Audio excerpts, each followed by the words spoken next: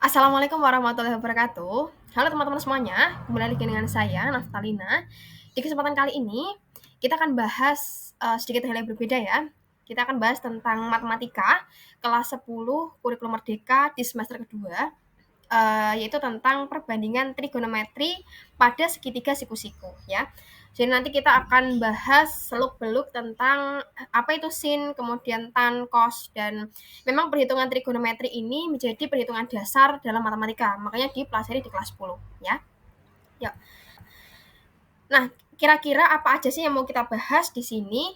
Kalau untuk bab perbandingan trigonometri itu ada 4 subbab yang akan kita bahas. Yang pertama adalah segitiga siku-siku, kemudian trigonometri, yang ketiga sudut istimewa, dan yang keempat adalah kita nanti akan latihan soal dan sekaligus pembahasan ya. Nah, saya awali dengan ini dulu ya. Segitiga siku-siku. Jadi teman-teman pasti tidak asing ya dengan segitiga siku-siku yang kalian pelajari mungkin di SD, SMP juga ketemu kan ya segitiga siku-siku. Nah, bisa diperhatikan teman-teman ya, bagian segitiga sebelah kiri itu ya. Di sini ada segitiga ABC ya, siku-siku di C.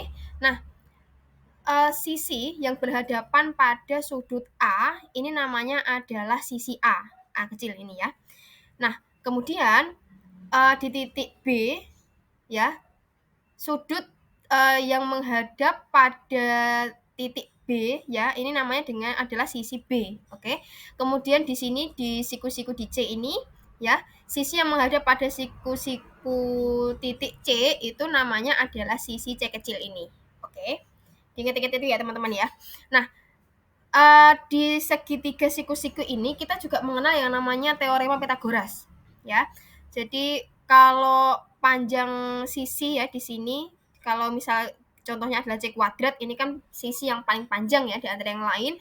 Itu cara mencarinya adalah A kuadrat ditambah B kuadrat ya.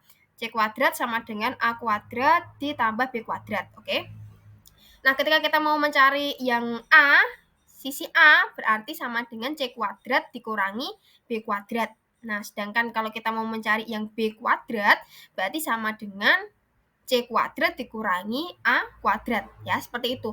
Contohnya ini teman-teman ya, sebelah kiri, sebelah kanan, sorry. Contoh soalnya, tentukan panjang sisi segitiga yang belum diketahui. Coba kita lihat dulu. Di sini ada segitiga ABC, ya, siku-siku di C. Yang belum diketahui di sini adalah C-nya, ya, sisi C. Berarti caranya gimana? Seperti tadi yang sudah saya jelaskan, berarti A kuadrat ditambah B kuadrat. Kita masukkan angkanya, berarti 8 kuadrat ditambah 6 kuadrat, itu kan berarti 64 tambah 36. Hasilnya kan 100. Berarti C-nya sama dengan akar dari 100 berapa? Yaitu 10. Nah, gampang ya teman-teman ya. Kalau ini menurut saya teman-teman juga udah paham karena memang ini udah basic ya. Dari SMP pun sebenarnya udah diajarin. Oke. Yuk lanjut ke ini teman-teman ya. Trigonometri. Nah, kita masuk di segitiga siku-siku juga sama ya, tapi di sini kita pakai sin cos tan. Coba perhatikan teman-teman segitiga yang sebelah kiri ini. Nah, sisi yang berhadapan pada sudut A, ya di sini ada sudut A, itu namanya adalah sisi depan. Ingat-ingat ya, depan, kemudian di sebelah kirinya ini bawahnya ini samping ya, samping, kemudian sisi yang berhadapan pada sudut C, ya, sudut siku-siku ini namanya adalah sisi miring. Oke, jadi tadi ada istilah depan, samping, miring. Oke teman-teman ya, dipegang dulu itu. Nah, acuannya ini teman-teman ya, saya kasih acuan biar gampang untuk mengingatnya, biar nggak terbolak-balik ya. Ini ada istilah ini, demi sami desa, oke. Nah, kalau untuk sin pada sudut berapa nanti, misal ditanyain di soal ya, ini biasanya ada sudutnya 30 atau 45 atau 60 gitu ya. Jadi kalau sin theta ini ya, sudut yaitu demi tadi berarti kan depan miring, maksudnya gitu ya, depan dibagi dengan miring yang atas ya teman-teman ya, yang sisi miring ya, berarti sisi BC dibagi dengan AB itu miring ya. Nah, kalau cos theta itu sama dengan sami berarti samping sama miring ya, samping dengan miring ya teman-teman. Jadi sisi AC dibagi dengan sisi AB. Oke. Nah, kemudian kalau tan tan theta itu ingat-ingat aja teman-teman, desa berarti depan samping. Depan yang berhadapan dengan sudut theta, kemudian dibagi dengan samping. Berarti sisi BC per AC ya, BC per AC. Ingat-ingat teman-teman ya. Nah, ketika teman-teman nanti ketemu ya, kayak selain sin kostan, misal teman-teman ketemu kosekan, sekan sama kotangan, ini teman-teman ingat-ingat gini aja. Kalau kosekan berarti seper sin theta, berarti kebalikannya nanti ya hasilnya. Kemudian kalau sekan theta itu seper cos theta, dan kotangan berarti seper tan atau tangan kayak gitu ya, tangan theta. Nah, gitu aja teman-teman. Lanjut. Nah, yuk mari kita langsung eksekusi aja ya teman-teman. Perhatikan gambar di samping ya. Ini sebelah kiri, di segitiga siku-siku ini, siku-siku di C ya, ABC, siku-siku di C, udah ada panjangnya. Ini kalau AC itu 3 cm, kemudian BC 4 cm. Pertanyaannya adalah, di sini kalian disuruh menentukan berapa nilai sin A, cos A, dan tan A, berapa di sini kira-kira. Nah, langkah pertama itu kita harus lengkapi dulu ini. Panjang dari masing-masing sisi ini yang belum lengkap yang mana? Yang belum lengkap kan C-nya ini ya. Kita cari dulu dengan cara ini teman-teman ya. A kuadrat tambah B kuadrat. Nah, silahkan teman-teman coba dulu dihitung. Nanti slide selanjutnya akan kita bahas ya. Nah, kemudian langkah kedua, untuk menentukan nilai trigonometri itu kita pakai acuan tadi yang demi sami desa ya. Kalau sin itu demi berarti depan miring, karena di sini miringnya yang tadi teman-teman cari ya, tadi nilainya. Kemudian kalau cos A itu adalah samping miring, dan tangan A itu adalah depan samping. Nah, silakan diisi dulu teman-teman ya. Nah, setelah teman-teman mengisi, silakan dicocokkan ini terkait pembahasannya ya. Jadi ini pembahasannya. Untuk C-nya, nilainya sisi miringnya adalah 5. Apakah benar teman-teman? Kalau benar berarti teman-teman sudah paham ya terkait tadi cara mencari pakai teorema Pythagoras. Oke. Nah, kalau nilai masing-masing trigonometri teman-teman gimana? Apakah benar? Jadi kayak sin A berarti ini hasilnya adalah 4/5. Kemudian kalau cos A yaitu 3/5, dan tangan A itu 4/3 ya. Nah, kalau teman-teman benar berarti teman-teman dapat 100. Silahkan dinilai sendiri, oke? Yuk, kita lanjutkan ke latihan soal berikutnya. Nah, ini ada trigonometri juga ya teman-teman ya ini, tapi di sini soalnya adalah udah diketahui dulu teman-teman ya. Sin A itu 5/13. Nah, silakan teman-teman tentukan nilai dari cos A dan tan A ya. Cos A dan tan A. Ya, dilihat dulu teman-teman ya. Ini sudah saya buatkan step-stepnya ya, langkah-langkahnya biar teman-teman itu mudah memahami. Jadi langkah pertama, teman-teman ketika ada soal seperti ini, silakan digambar dulu segitiga siku-sikunya. Kemudian tentukan kalau sin A. Nah, ingat-ingat sin A tadi apa teman-teman ya? Pakainya demi. Demi berarti depan miring ya. Berarti depannya itu yang atas yang 5, miringnya yang 13. Silakan ditulis dulu teman-teman di situ ya. Kemudian langkah berikutnya teman-teman nyari panjang sisi yang belum diketahui itu yang mana. Oke.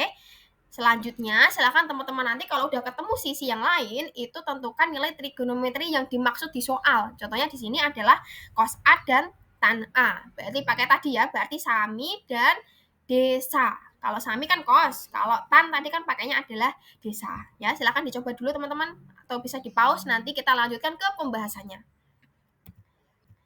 Lanjut ya. Nah, pembahasannya ini teman-teman ya.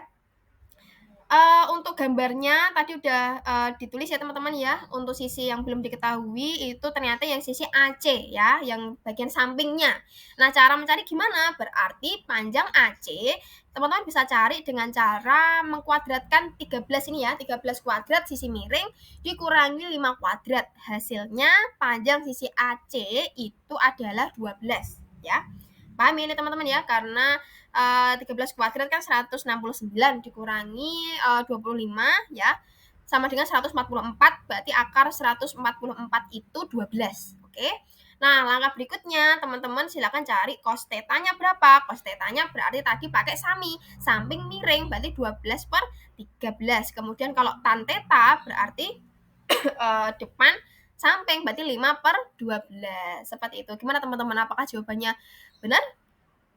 Nah, mari kita lanjutkan ke pembahasan berikutnya ya. Ini tadi kita udah bahas tentang segitiga siku-siku, kemudian udah bahas trigonometri. Selanjutnya ke sub materi yang ketiga adalah sudut istimewa ya.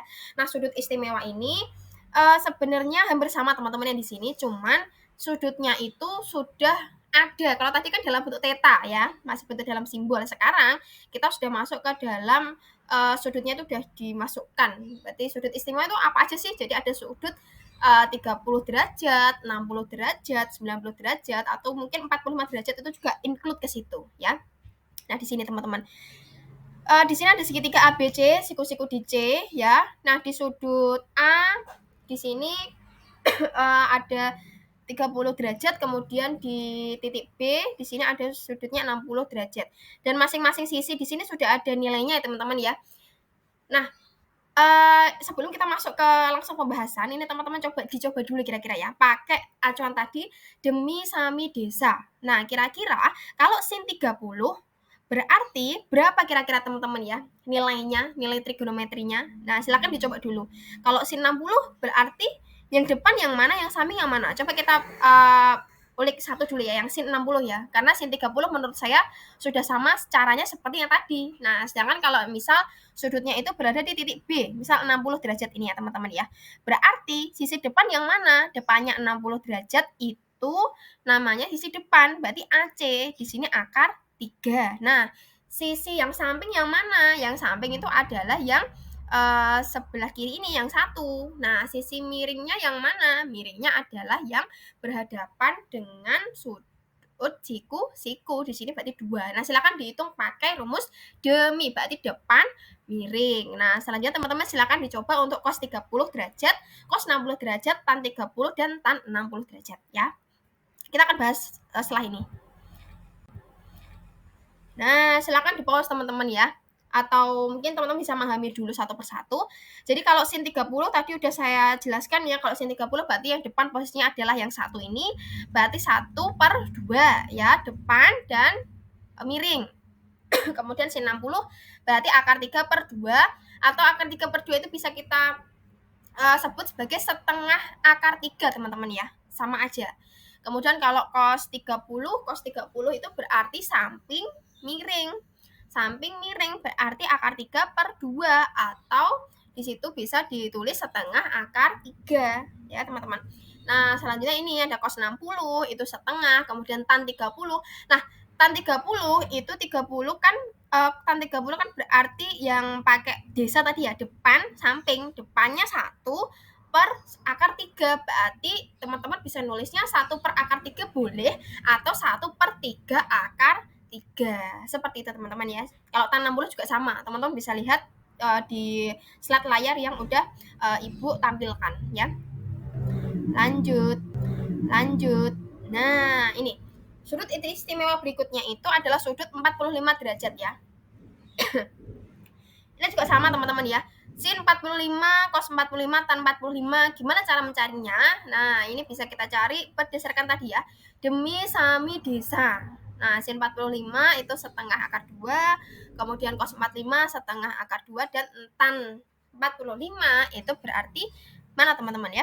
Berarti kan 1 kan? Kalau tan 45 karena depan dan samping 1/1 sama dengan 1. Nah, ini teman-teman ya, sebenarnya itu ketika kita belajar tentang trigonometri di kelas 10 ini ya, asal usulnya dari mana kayak gitu kan ya. Ini nanti teman-teman gunakan untuk materi-materi matematika berikutnya yang ada hubungannya dengan trigonometri. Jadi kalau biasanya anak-anak itu lebih ke menghafalkan, misal kayak saya itu biasanya kayak menghafalin aja, misal sin 0, sin sudut 0 berarti 0, berarti terus kemudian sudut 30 berarti setengah.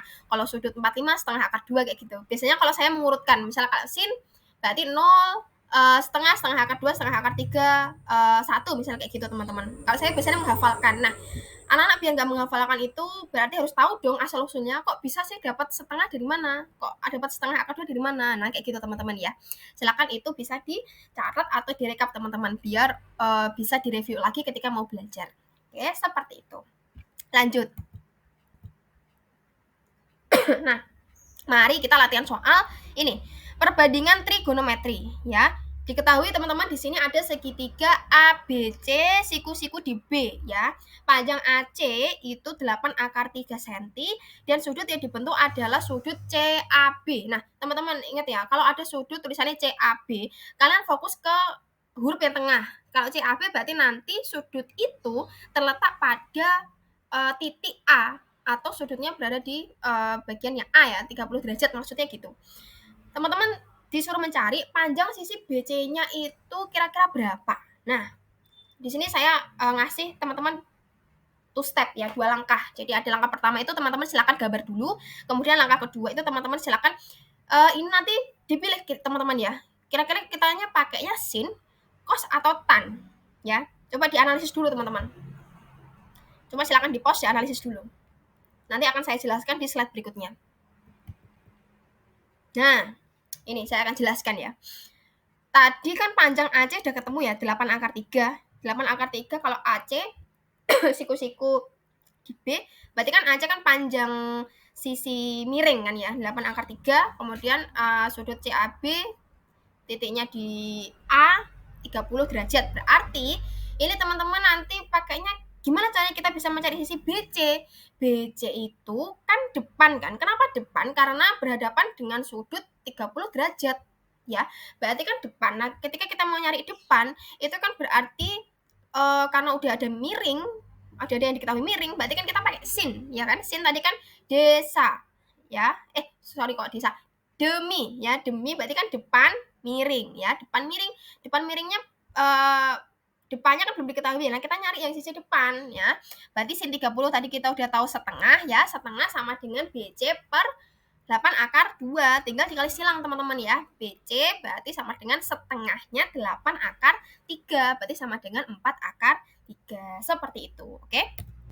Lanjut. Nah, wah ini teman-teman ya yang biasanya yang anak-anak kalau belajar, sebenarnya aplikasi belajar matematika itu untuk apa sih kayak gitu kan biasanya pusing. Nah, ini teman-teman ya.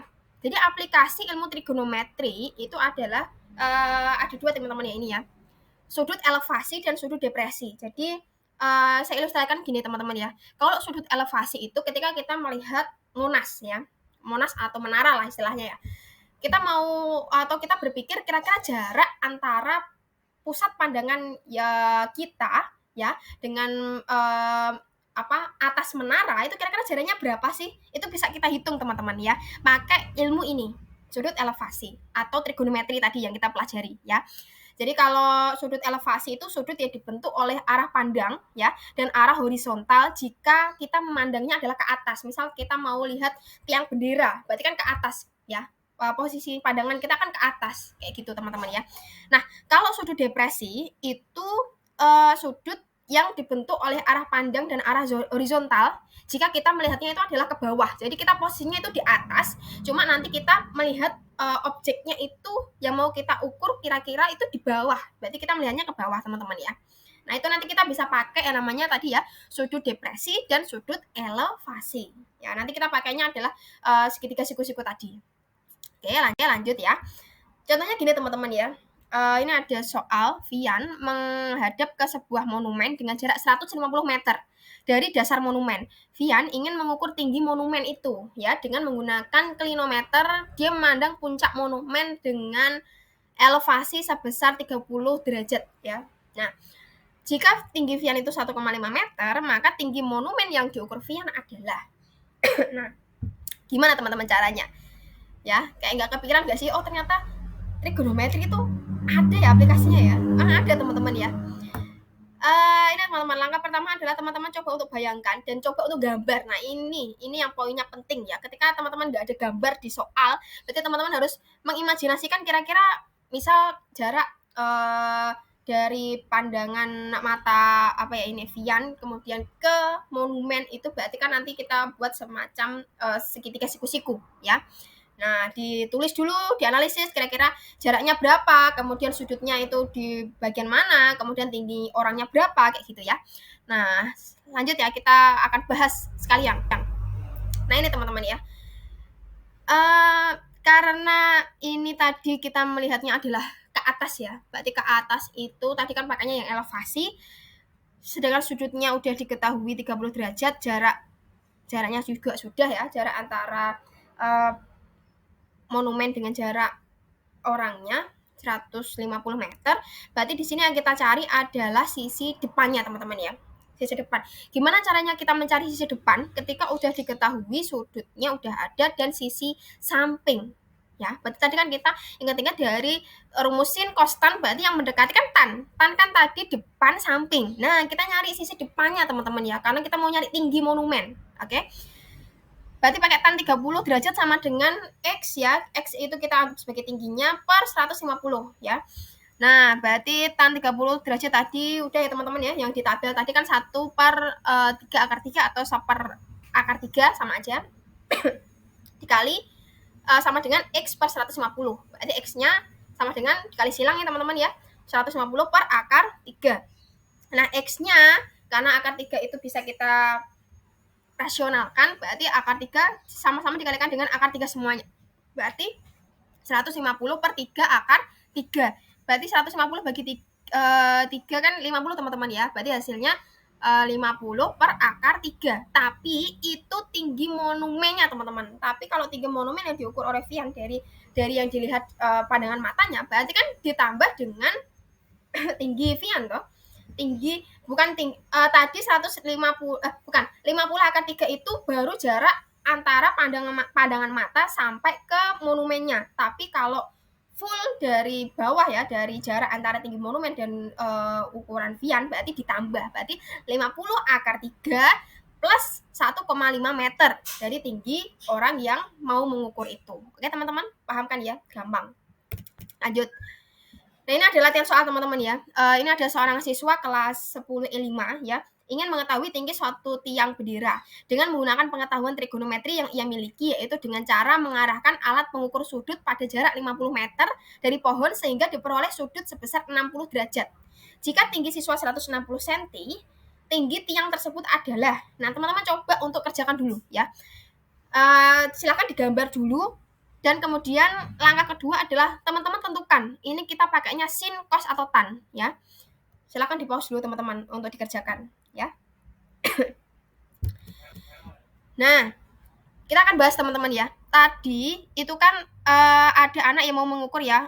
Dia itu tinggi badannya adalah 160 cm ya. Kemudian jarak antara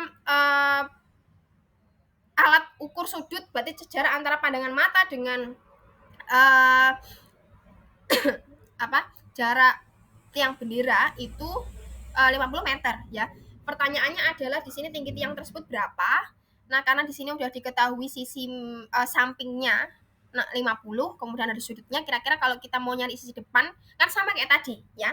Makanya desa depan samping. Berarti kalau tan 60 derajat kan akar 3. Berarti akar 3 sama dengan T per 50. T-nya berapa? 50 akar 3. Tapi belum sampai itu doang teman-teman, karena di sini tinggi tiang itu adalah berarti tinggi dari jarak mata ke bawah, berarti sekalian ditambah dengan tinggi siswa yang mau mengukur itu ya. Berarti di situ 1,6 berarti 50 akar 3 plus 1,6 meter ya. Pakainya meter. Oke, lanjut. Nah, ini selanjutnya adalah perbandingan trigonometri. Ini sebenarnya contoh aja teman-teman ya. Sama ini sudut elevasi dari suatu tempat. Titik ujung menara yang berdiri tegak terlihat dengan sudut elevasi 60 derajat dari titik pengamatan. Jika tinggi menaranya 80 meter, maka jarak menara dengan titik pengamatan adalah. Nah, ini sama teman-teman, silahkan dicoba. Oke, lanjut. Nah, pembahasannya seperti ini teman-teman ya, tidak jauh beda dengan soal yang tadi. Oke, hasilnya berapa teman-teman? Hasilnya di situ ini yang ditanyain adalah jarak menara dengan titik pengamatan ya, berarti jarak ya. Hasilnya ada 80 per 3 akar 3 ya. Lanjut. Nah, ini sudut depresi teman-teman ya. Depresi tadi berarti jarak pandang kita mau mengukur suatu objek tapi dilihatnya adalah dari ketinggian. Jadi kita melihatnya ke bawah ya. Seorang pengamat berada di puncak menara yang tingginya 50 meter ya. Pada suatu saat pengamat tersebut melihat sebuah perahu yang akan berlabuh. Jika sudut depresi perahu tersebut 30 derajat, hitunglah jarak antara perahu dan menara pada saat itu. Kalau teman-teman kesulitan ya, misalnya tidak memahami gambar yang ada di sini, silakan bisa digambar ulang teman-teman ya, kayak gambar yang sebelah kanan ini. Jadi tadi ada sudut 30 derajat, kemudian karena pandangan kita dari atas ya, berarti kita mandangnya ke bawah. Ini tadi pengamat berada di puncak menara yang tingginya 50 meter. Berarti dari jarak pandang sampai ke perahu itu 50 meter. Ya, jarak penglihatan maksudnya ya. Nah, berarti kita cari apa teman-teman? Kita nyari yang sisi samping ya. Sisi sampingnya yang mana? Sampingnya X ini. Nah, sisi depan udah ada, berarti kita nyari tan ya. Tan 30 sama dengan depan dan samping. Depan per samping. Depannya 50 per X yang mau kita cari. Tan 30 berapa teman-teman? 1/3 akar 3 atau 1/4 akar 3 sama dengan 50 per X. Berarti X-nya berapa teman-teman? Ya, yaitu 50 akar 3. Oke? Nah, seperti itu teman-teman ya. Mudah kan ya? Sudut depresi. Lanjut. Nah, ini teman-teman ya, ada latihan soal. Ini sebenarnya juga sama ya. Ini untuk gimana ya? Menambah pemahaman teman-teman aja sih, biar banyak soal, banyak latihan kayak gitu. Jadi seorang siswa yang berdiri di lantai 4 suatu sekolah melihat mobil yang sedang parkir di halaman sekolah. Jarak mobil ke gedung sekolah tepat di bawah siswa adalah 120 meter. Jika siswa tersebut melihat mobil dengan sudut depresi 60 derajat, perkiraan ketinggian tempat siswa berdiri adalah. Nah, ini gimana caranya teman-teman ya? Kalau kita lihat dari atas, berarti di sini kita pakai yang tan 30 ya.